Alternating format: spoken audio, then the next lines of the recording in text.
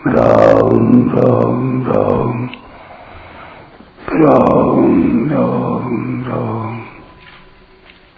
राम राम राम नारायण नारायण।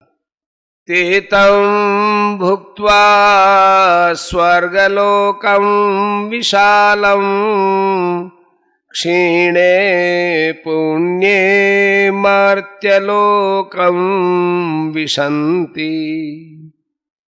एवं त्रयी धर्ममनुप्रपन्ना गतागतं कामकामा लभन्ते।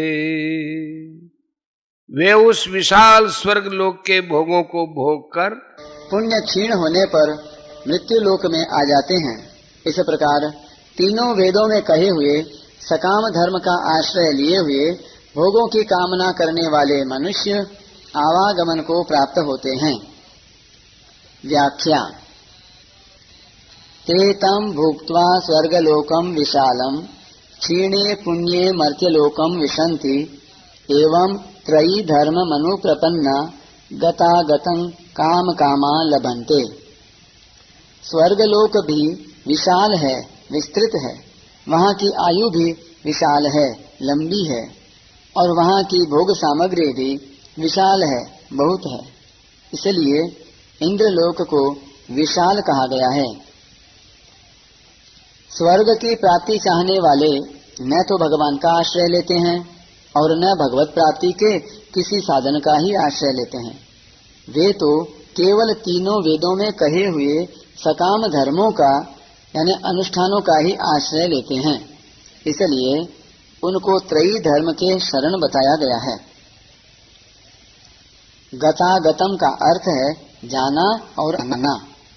सकाम अनुष्ठान करने वाले स्वर्ग के प्रापक जिन पुण्यों के फलस्वरूप स्वर्ग में जाते हैं, उन पुण्यों के समाप्त होने पर वे पुनः मृत्यु लोक में लौट आते हैं। इस प्रकार उनका घटी यंत्र की तरह बार बार सकाम शुभ कर्म करके स्वर्ग में जाने और फिर लौटकर मृत्यु लोक में आने का चक्कर चलता ही रहता है। इस चक्कर से वे कभी छूट नहीं पाते।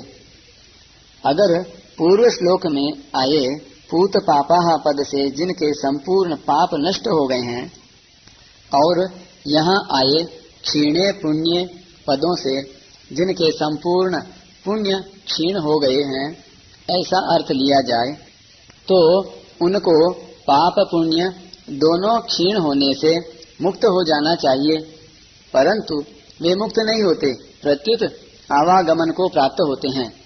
इसलिए यहाँ पूत पापाह पद से वे लिए गए हैं जिनके स्वर्ग के प्रतिबंधक पाप यज्ञ करने से नष्ट हो गए हैं, और क्षीणे पुण्य पदों से वे लिए गए हैं जिनके स्वर्ग के प्रापक पुण्य वहाँ का सुख भोगने से समाप्त हो गए हैं।